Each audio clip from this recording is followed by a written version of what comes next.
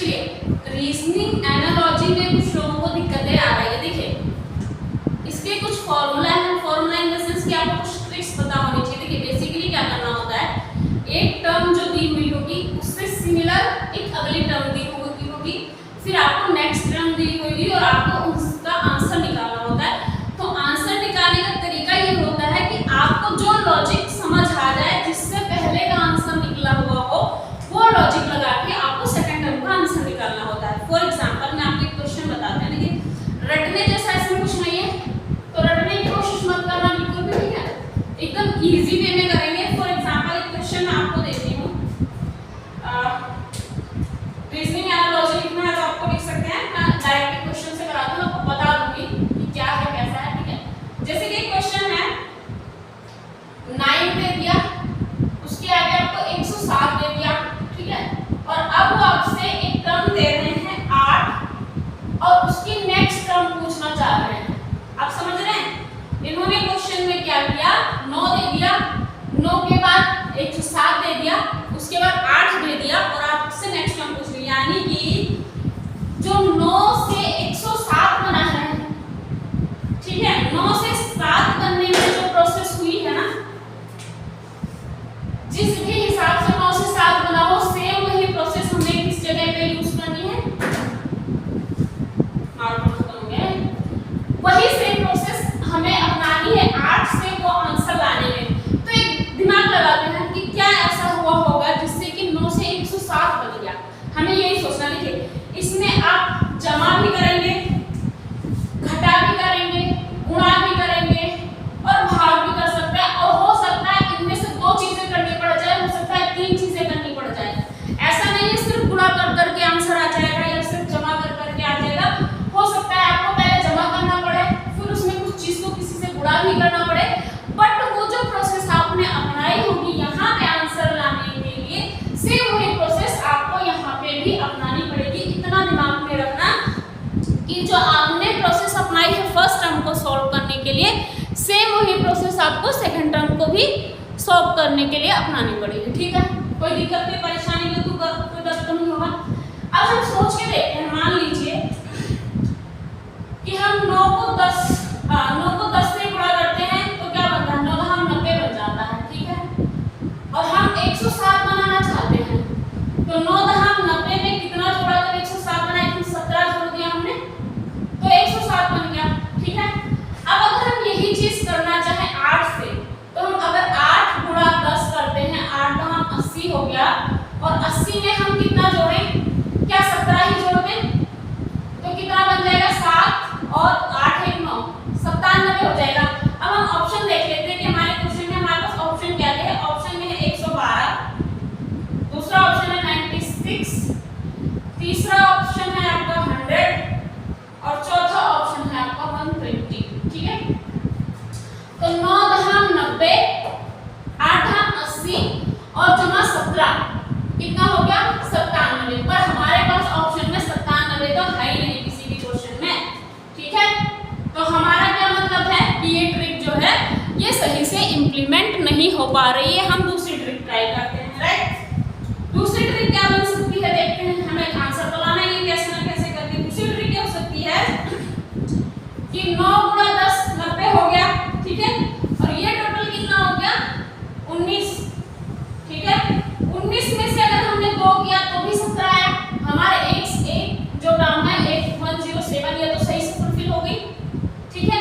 अब अगर यही सेम कंडीशन यहाँ पे लगाना चाहें, ठीक है, जैसे कि यहाँ पे 8 10 कितना हो गया 18, और 18 में से 2 हो गया तो कितना हो गया 16।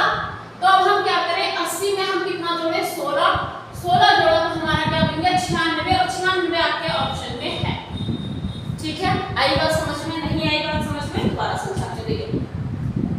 हमें क्या करना था, बेसिकली हमें जिस भी टर्म से ये आंसर सॉल्व हुआ था वही सेम टर्म यहाँ पे अप्लाई। देखिए जब आप कई क्वेश्चंस कर लेंगे ना, आप यूज्ड टू हो जाएंगे, आपको खुद को दिमाग में आ जाएगा। देखिए पहली बार में हो सकता है आंसर सही ना निकले, आपने गुणा किया, देखिए जैसे हमने पहले किया 9 गुणा 10 और जमा 17 किया, ये वाला ट्रिक हमने लगाया था, तो ये वाला जैसे लगाया हमने, ये फुलफिल नहीं हुआ बिल्कुल। फिर हमने क्या किया, पहले हमने क्या किया, अच्छा ये पहले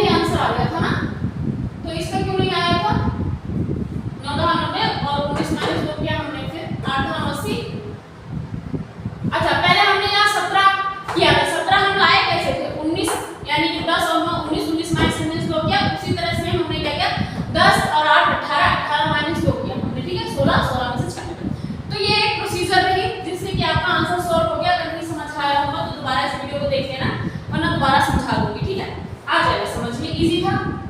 बट ऐसा नहीं है कि आपने एक ही चीज का पे दिमाग लगाया उसी से आंसर सॉल्व हो गया, हर बार ऐसा नहीं होगा। ये इतने छोटे बच्चों वाले क्वेश्चन आपके पास नहीं, ये बहुत छोटे लेवल का क्वेश्चन है। पहली बात तो यूपीएससी लेवल का क्वेश्चन नहीं था, यूपीएससी में इससे भी हाई लेवल का क्वेश्चन आता है। इसे आप सीएचएसएल या फिर एमटीएस ऐसे क्वेश्चंस में रख सकते हो। आप इसे बहुत ज्यादा बड़े क्वेश्चंस में मत रखना, कम से कम यूपीएससी लेवल का क्वेश्चन नहीं था। ठीक है, मैं अभी यूपीएससी के जो क्वेश्चन कराए हैं, इससे पहले मैंने जो कराया वो यूपीएससी के थे। अगर क्वेश्चन दे दिया है उन्होंने 24 दिया है, 48 दिया है, ठीक है, और फिर इन्होंने एक टर्म दे दिया है 28 और उसके आगे का टर्म आपसे पूछ लिया है, ठीक है, और ऑप्शन में इन्होंने दे दिया है 168, 280, 39 और 74। आज इसमें मार्कर में सभी ने क्या करना है, हमें कलर फिल करना है।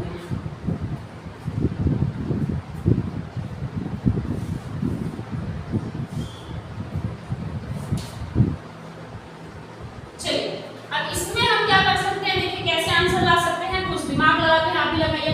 पहले तो हमारे दिमाग में फटाफट से ये नहीं आया कि 24 गुणा 2 कर देते हैं 48 बन जाता है, कितना इजी था, बन गया भाई आंसर, पहला वाला तो बन गया।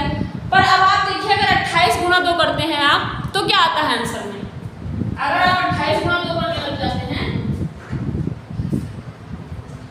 अगर मैं 28 गुणा 2 करती हूँ तो क्या आता है 56। 56 कहीं से कहीं तक ऑप्शन में है नहीं है। इसका क्या मतलब समझा जाए, इसका मतलब समझा जाए कि ये जो ट्रिक है ये यहाँ पे लागू नहीं हो रही है, ये इससे यहाँ हमारा काम नहीं बन रहा है, ठीक है। अब हम दूसरी ट्रिक करके देखते हैं। ऐसा भी तो लग रहा है कि हमने क्या किया, 2 का डबल कर दिया, ठीक है, 2 का डबल यहाँ कर दिया, 4 का डबल यहाँ कर दिया, वही 24 गुणा 48 होता है, 2 का डबल वही सेम चीज हो गई। नहीं बना लॉजिक, कुछ और करके देखते हैं, लॉजिक लगाते हैं। देखिए 24, अगर हम 4 माइनस 2 करते हैं बराबर 2 बचा, और 2 गुणा हम कितना कर दें 24, तभी भी 48 आया आंसर, ठीक है। सेम वही हम करते हैं 28 में हमने क्या किया 8 माइनस 2 यानी कि 6, और 6 गुणा 28 करें तो कितना आएगा 8 6 48, 6 48 और 4 8 आना चाहिए, और 6 दूनी 12 और 4 13 14 15 16 168 है क्या ऑप्शन में, ऑप्शन में है, तो आपका काम बन गया, ठीक है। 168 था, इस वाले लॉजिक से आपका काम बनता हुआ नजर आया मुझे।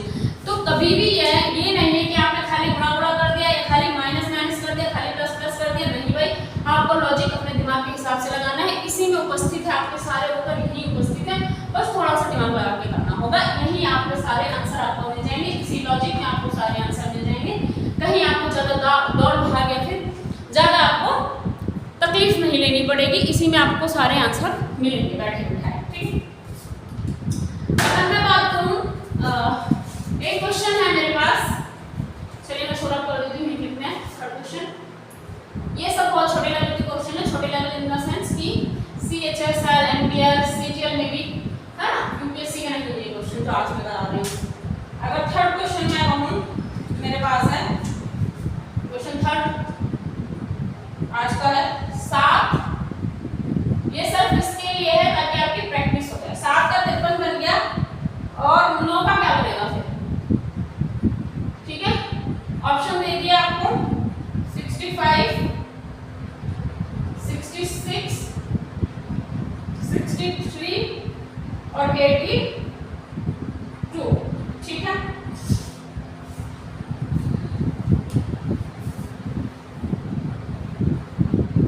सोचिए जरा, थोड़ा सा आप भी दिमाग लगाइए कि ये कैसे बना हुआ क्वेश्चन, बाकी मैं तो हुई है ना।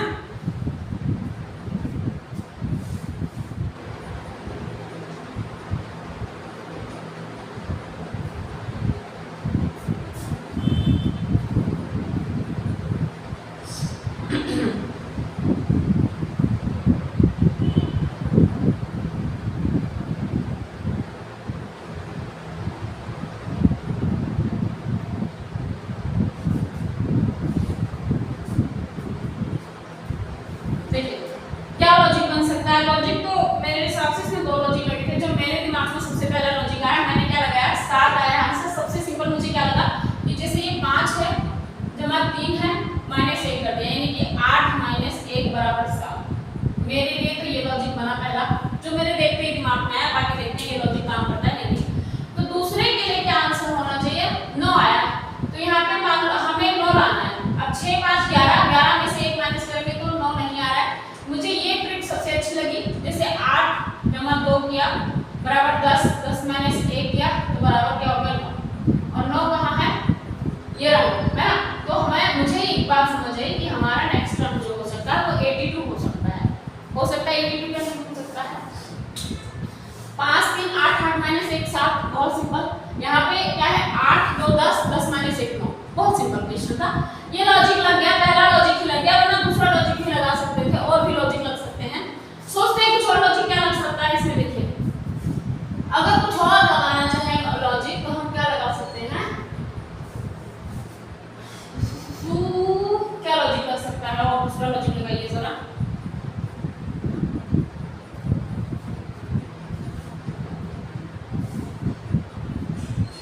कोई लॉजिक लग सकता है दूसरा, मुझे समझ नहीं आया। मुझे ये लॉजिक बहुत अच्छा लगा, एकदम इजी लॉजिक लगा, देखते ही दिमाग में थोड़ा सा आ गया कि 7 है 5 3 8 में से तो 8 2 10 में से 1। सिंपल सा लॉजिक था, बहुत इजी लॉजिक जो मुझे समझ में आया। मैं उम्मीद करती हूँ कि आप लोगों को भी ये लॉजिक समझ में आ गया हो, राइट। तो अगर आपको ये लॉजिक समझ आ गया है, ऐसे और ज्यादा लॉजिक जानने के लिए, मतलब ये क्या है, कई क्लासेस ले ली है बेसिकली मैंने इसकी, तो आई थिंक आप यूज्ड टू हो गए होंगे। इस जगह सारे क्लास आप इसकी देख लेंगे रीजनिंग की इस साइड में जाके जो प्लेलिस्ट बनी हुई है, तो आपको कोई दिक्कत या परेशानी का सामना करना नहीं पड़ेगा। आई थिंक आप बहुत अच्छे से इसको समझ जाओगे और कर लोगे, क्योंकि जब हम कई चीज़ों प्रैक्टिस कर लेते हैं ना क्वेश्चन की, तो हमें रटने की, फॉर्मूला रटने की, ये सब करने की जरूरत नहीं पड़ती। हम इतनी यूज्ड हो जाते हैं कि हमसे वो चीज़ें अपने आप, क्योंकि लॉजिक लगाने में सीधी कोई भी फॉर्मूला आपको ये नहीं बता सकता है, कितने भी फॉर्मूला लगाओ, मैं गारंटी कहती हूँ कि कभी आपको ये नहीं होगा कि इस सवाल में आप उस फॉर्मूले को पुट करके सीधे आंसर लो। भाई लॉजिक तो आपको अपने लगाने पड़ेंगे, क्योंकि गुणा भी लग सकता है, भाग भी लग सकता है, जमा भी लग सकता है। इस सेंटेंस में ये जमा करके फिर ये भाग करके माइनस करके फिर आंसर आ रहा है, इससे पहले मैं कुछ और करके आया था आंसर। तो एक स्पेसिफिक नहीं आप फॉर्मूला यूज करके, हाँ अगर आप यूज टू हो गए हो, आपने बहुत प्रैक्टिस कर ली है, तो आपके दिमाग में लॉजिक खुद ब खुद बन जाता है। ऐसे नहीं तो ऐसे, ऐसे नहीं तो ऐसे, हर चीज करके आप आंसर लाओगे।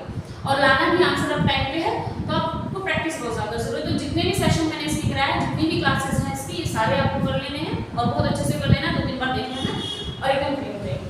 तब तक के लिए खुश रहिए, मस्त रहिए, अच्छे से अपने पढ़ाई पे ध्यान रखिए और किसी व्यक्ति, इंसान या जानवर की हानि के वजह अपना बने।